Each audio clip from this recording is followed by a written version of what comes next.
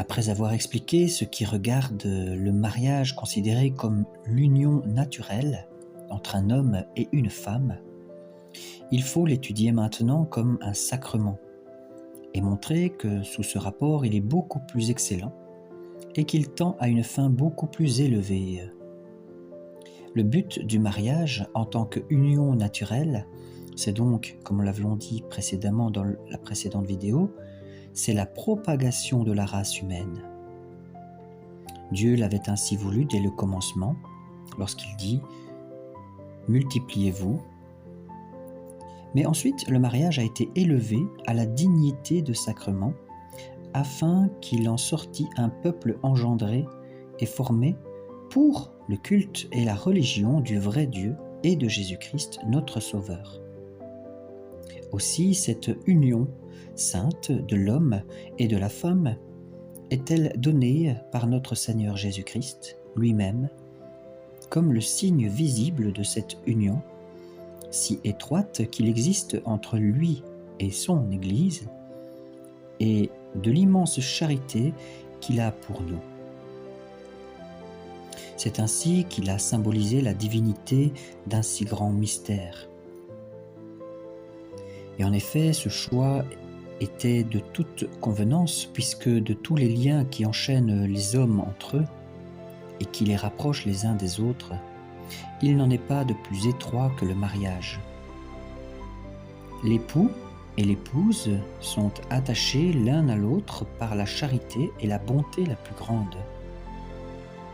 Voilà pourquoi nos saints livres, donc les Écritures, nous représentent si souvent l'union divine de Jésus-Christ, qui est l'époux, avec son Église, sous l'image de noces ou de mariage. Maintenant que le mariage soit un sacrement, l'Église, appuyée sur l'autorité de l'apôtre Paul, l'a toujours tenu pour certain et incontestable. Voici en effet ce que saint Paul écrivait aux Éphésiens, dans son chapitre 5. Les maris doivent aimer leurs épouses comme leur propre corps. Celui qui aime son épouse s'aime lui-même, car personne ne hait sa propre chair, mais il la nourrit et l'entretient comme Jésus-Christ fait pour son Église, parce que nous sommes les membres de son corps, formés de sa chair et de ses os.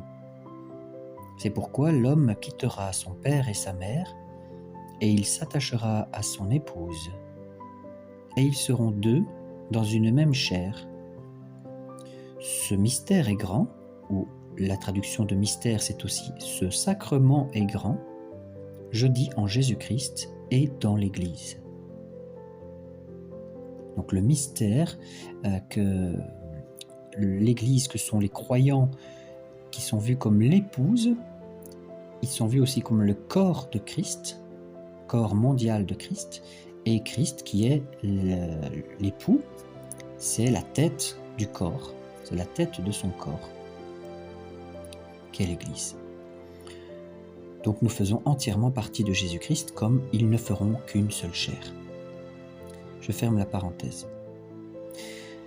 Alors je reprends le catéchisme du Concile de Trente qui nous dit « Or ces mots, ce sacrement est grand » se rapportent à coup sûr au mariage, puisque l'union de l'homme et de la femme, dont Dieu est l'auteur, est précisément le sacrement, c'est-à-dire le signe sacré de cet autre lien si saint qui unit Jésus-Christ à son peuple, à son Église, à son épouse. Et tous les anciens pères qui ont interprété ce passage démontrent, donc les pères de l'Église, ils démontrent que c'est là son sens propre et véritable. Et le Saint Concile de Trente l'explique de la même manière. Il est donc certain que l'apôtre compare l'homme à Jésus-Christ et la femme à l'Église. Que l'homme est le chef de la femme, comme Jésus-Christ est le chef de l'Église. Et que pour cette raison, l'homme doit aimer sa femme, et la femme aimer et respecter son mari. Car Jésus-Christ, dit l'apôtre, a aimé son Église et il s'est livré lui-même pour elle. Et l'Église, à son tour, selon la doctrine du même apôtre, est soumise à Jésus-Christ. De plus, ce sacrement signifie et produit la grâce.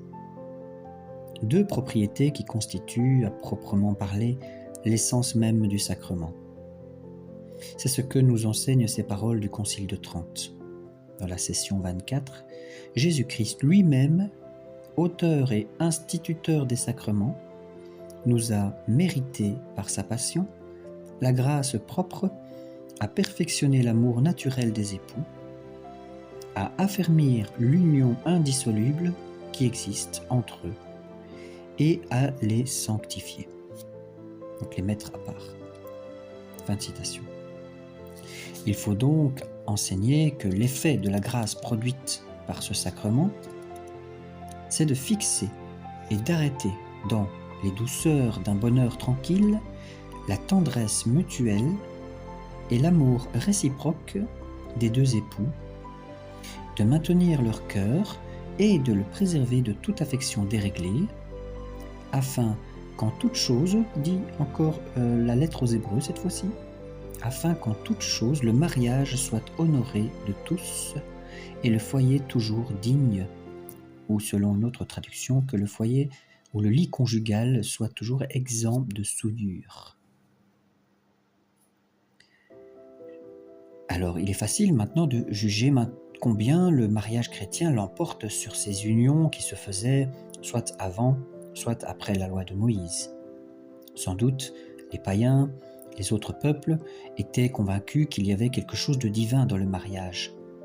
Aussi réprouvaient-ils comme contraire à la nature les unions qui avaient lieu hors du mariage, et même ils jugeaient dignes de châtiment l'adultère, la violence et les autres genres de libertinage. Mais néanmoins, le mariage n'eut jamais chez eux le caractère de sacrement. Les Juifs, il est vrai, observaient les lois du mariage avec un respect vraiment religieux, et il n'est pas douteux que leurs alliances eussent un degré de sainteté beaucoup plus élevé. Et comme ils avaient reçu de Dieu la promesse dans la Genèse qu'un jour toutes les nations seraient bénies dans la race d'Abraham, alors ils considéreraient avec raison comme un devoir de haute piété d'avoir des enfants et de contribuer à l'accroissement du peuple choisi, d'où Jésus-Christ, notre Sauveur, dans sa nature humaine, devait tirer son origine. Mais ces unions-là même ne renfermaient pas la véritable essence du sacrement. Il faut joindre à cela que sous la loi de nature, après le péché de nos premiers parents, soit même sous la loi de Moïse, eh bien, le mariage avait singulièrement dégénéré de sa première sainteté et de sa pureté originelle. Ainsi, sous la loi de nature, nous voyons que beaucoup de patriarches avaient plusieurs femmes à la fois. Et sous la loi de Moïse, il était permis de répudier une femme pour certaines raisons, en lui délivrant un motif de divorce. Mais la loi évangélique a supprimé cette double liberté et a ramené ainsi le mariage à son premier état. Ce n'est pas qu'on puisse blâmer ces anciens patriarches d'avoir eu plusieurs femmes, car ils n'avaient agi ainsi qu'avec la permission divine. Mais Jésus-Christ a montré clairement que la polygamie est finalement fondamentalement contraire à la nature même du mariage, quand il a dit que l'homme quittera son père et sa mère et s'attachera à son épouse, et ils seront deux, ne faisant qu'un.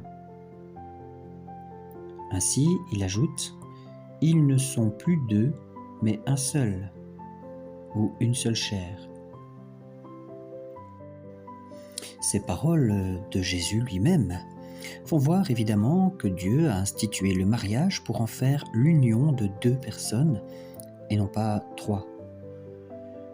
D'ailleurs, notre Seigneur Jésus-Christ l'enseigne très nettement dans ce même passage de saint Matthieu, au chapitre 19, il dit « Quiconque renvoie sa femme et en épouse une autre commet un adultère. Et si une femme quitte son mari et en épouse un autre, c'est une adultère, nous dit Jésus.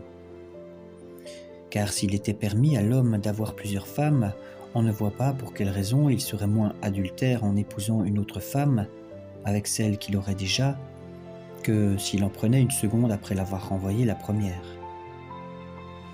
C'est pour cela que si un infidèle qui, d'après les mœurs et les usages de son pays, a épousé plusieurs femmes, vient à se convertir à la vraie religion, alors l'Église lui ordonne de les renvoyer toutes, à l'exception de celle qu'il a eue en premier, et elle veut qu'il tienne, donc l'Église veut qu'il tienne celle-ci pour sa véritable et légitime épouse.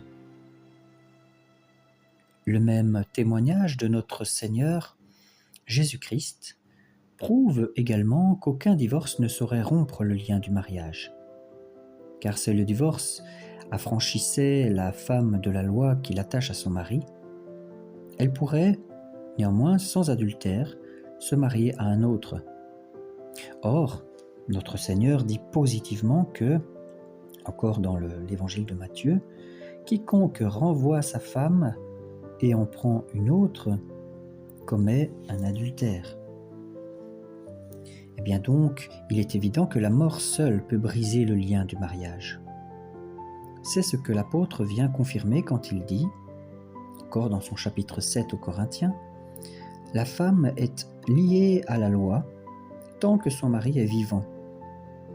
Et s'il vient à mourir, elle est libérée, elle peut alors se marier à qui elle veut, pourvu que ce soit selon le Seigneur. »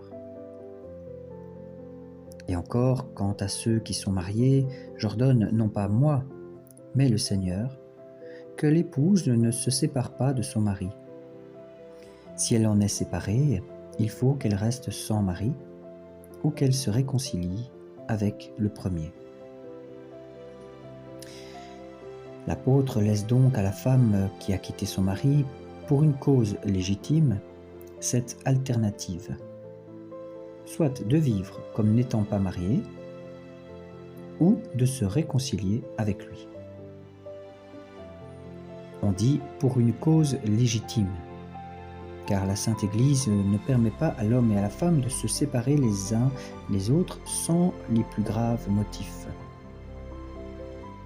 Et pour que personne ne trouve trop dure cette loi qui rend le mariage absolument indissoluble, il faut montrer maintenant quels en sont les avantages.